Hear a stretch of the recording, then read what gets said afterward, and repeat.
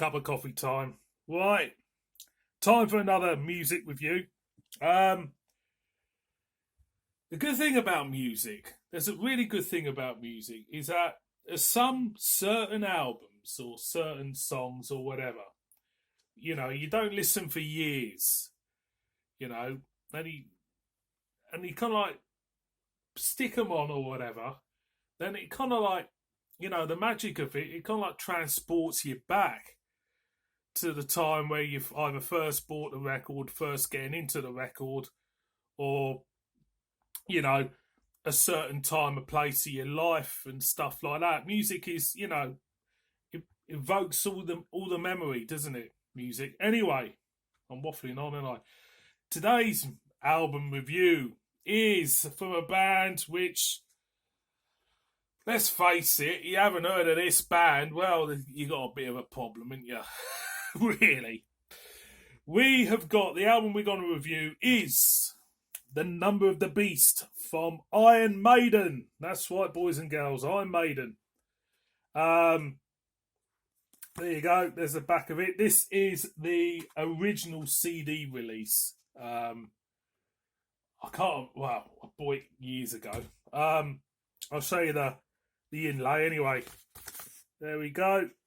It's not the remastered. It's been remastered. Their back catalogue's been remastered so many times over the years with different, artwork, I think, and booklets and stuff. So this is the original CD release of The Number of the Beast, Iron Maiden, and it's one of them albums what transports me back to when I was a 12-year-old at secondary school. Just started secondary school. Well, just in my first year of secondary school. And, Iron Maiden are most probably one of the biggest metal acts in the world now. The longevity of their success is pretty staggering, really, when you think about it.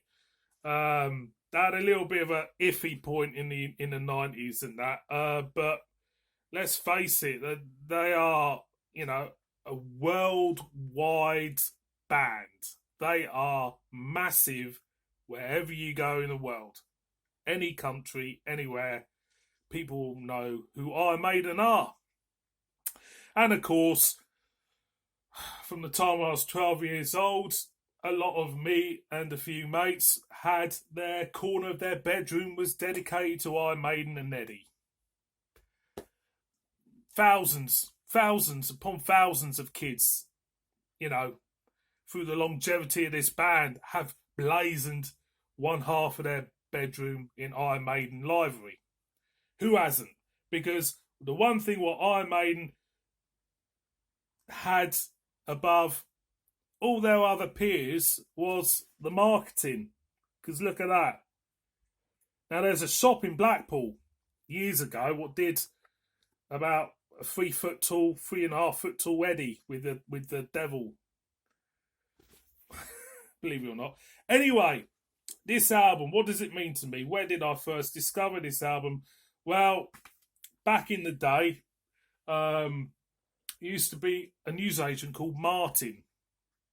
He was a nationwide newsagent, and they had a little record department in this newsagent, right in the corner, had their own till and everything. And I used to wander in there when I was about 11 years old, 12 years old, and look at the records. And of course, what stuck out amongst all the records was that artwork. Okay, that artwork. It stuck out amongst everything. And of course, I think a lot of kids my age were kind of like started to get obsessed by the Iron Maiden artwork. And you got to be careful buying a record or CD on the strength of its artwork, because the music might not even match up to what you perceive. What the artwork match up to the artwork. But on this occasion, Number of the Beast is a classic Iron Maiden album. So this is the first album to include Bruce Dickinson who came from Samson, who had a drummer called Thundersticks, who used to wear a gimp mask and no clothes. I think, was it or leotard, one of the two. And this is the last to include Clive Burr. Nico McBrain comes in the next album, which is quite sad in a way because he's no longer here with us, of course, Clive Burr, but he was immensely proud of his input with this album, and why not? So this really is, I'll say it again, when as an established band, because our Maiden had a big following. The following was getting bigger and bigger and bigger with Paul Di'Anno, and Killers was an excellent album as well. So when they changed their frontman, I think it would have been a bit of a shock to the fan base at the time because, Paul Di'Anno brought a bit of a punk swagger to the band. Bruce Dickinson was more of a straight metal frontman, But apart from the side, two different singers. I'm not going to compare the two singers. So they came up with this. So what can I say about this album? Well, this album I played hundreds and hundreds of times in my childhood. Still, I don't even have to play it now. I know the album so well. Okay. So it starts off with Invaders, and to me, it starts off with the weakest track on the album, which is quite bizarre, really, considering you're releasing an album with a new singer. You would have thought that sticking a stronger track on would grab the listener's attention more, but it is what it is. Invaders is the first song. I don't think they've ever played it live. I don't know everything Iron Maiden. Stick it in the comments. What do I think of Invaders? It kicks off a classic Iron Maiden album, but it's not their best song on the album. Far from it. It's a bit of a weak track. So, for me, I'd never fast forward it. I'll just listen to it, and because it's a relatively short song anyway. And there we go. Then the second song is one of my favourite songs on the album. Is "Children of the Damned." Great song, love it. It's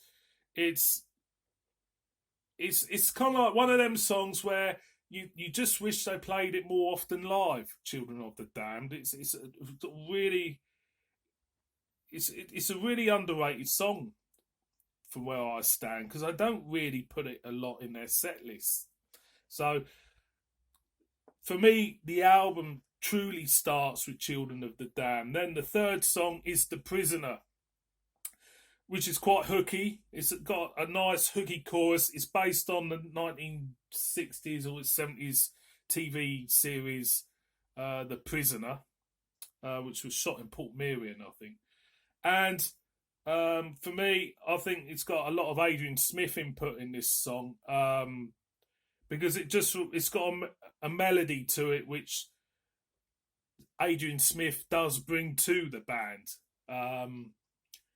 There's, he's not really a real aggressive guitar player. He's more of a melodic, if not bluesy, player, and his playing seems to kind of like stitch everything together for me. It's a great song, "The Prisoner." It does remind me. I look at "The Prisoner" and I look at the track "Wasted Years," and there is a sense of melody in it which is quite similar for me. But yeah, great song, "The Prisoner." The fourth song is 22 Acacia Avenue, which I think is about Charlotte the Harlot, who was on the first album, was it? Charlotte the Harlot, which tells tales of a sordid prostitute, or a woman frequenting 22 Acacia Avenue, and some stuff she gets up to, and what every 12, 13-year-old listening to this would want to get their hands on, if you know what I mean. Then we go to a staple of their live set.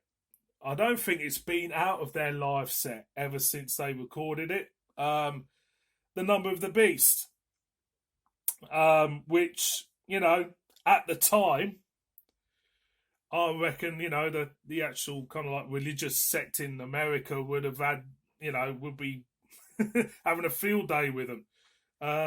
You know, and it's a good song. Do I tire of, because I've got Number of the Beast on so many issues and stuff. Do I tire of Number of the Beast listening to it? It's it's one of them songs where, you know, you've listened to it so often, you know, it's, I don't find it annoying as some other songs from other bands, but, you know, it's a bit, when you've got it on about 5 or 6 live albums, it gets a little bit tiresome. Put it that way. But you know, it's a Maiden classic, so I think it would be odd if they didn't include it in their live set. It'll be leaving a void there, which I don't think could be filled. So you know, it's part of the band, I suppose. It's a song that's part of the band. Then we go to the Run to the Hills, the big single from this album. I remember it on seeing it on Top of the Pops. Iron Maiden have got had a fantastic relationship with Top of the Pops back in the day. They always used to appear on it, but they always used to play live as well on it, so which was a good thing.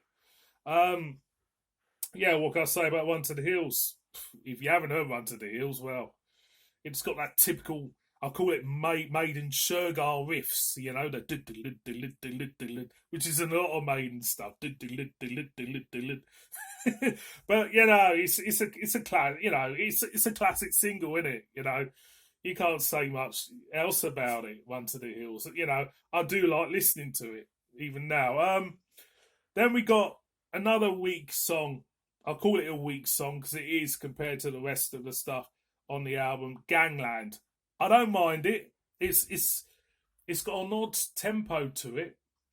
But for me, it's not as strong as the other material on the album. No way near. But it's not one I'll fast forward. I'll still listen to it. I don't mind it. I really don't. It's okay.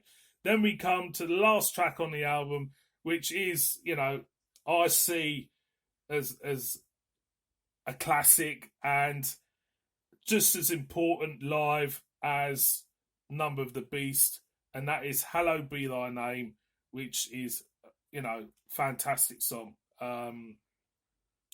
What can I say about it? It's just fantastic musicianship throughout. And, you know, it's for me, it's a highlight of their live set, definitely. When they play it, it's just brilliant. It really is.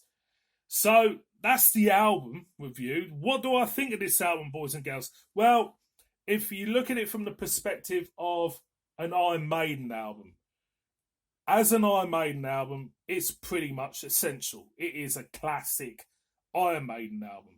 Okay, without, you know, this helped them transform their career. This album, especially with a new singer, it really was a big stepping stone to, you know, for them, and it did. Their career transcended definitely after this. What do I think it is? A rock album? Is this album an out and out classic? Well, I think I can't really say that. There's 2 songs on this album which really, for me, are the weak links. If this album had a couple of stronger songs than the ones like Invaders and Gangland, then I would say it is a bona fide rock classic. It really is. But them 2 songs let the rest of the gang down for me. But, you know, it's a good starting point for anybody who hasn't, you know, listened to Iron Maiden or want to get into Iron Maiden. I think it is a good starting point, and it is well loved. This album is well loved amongst everybody who likes the band. So, you know, what am I to say? You know, there's people out there who know a lot more about Maiden than I do. So what do I think of it? Well, you know, for reasons which are sentimental to me, you know, I'll always have a copy of it. I really will, because you know it's one of them albums which, you know, remind me of when I was a kid, if you know what I mean. So overall, boys and girls, if you want a bit of Maiden in your life, go on of Iron Maiden, Number of the Beast. Thank you very much for watching this one. See all of you again on another one. Cheers, everyone.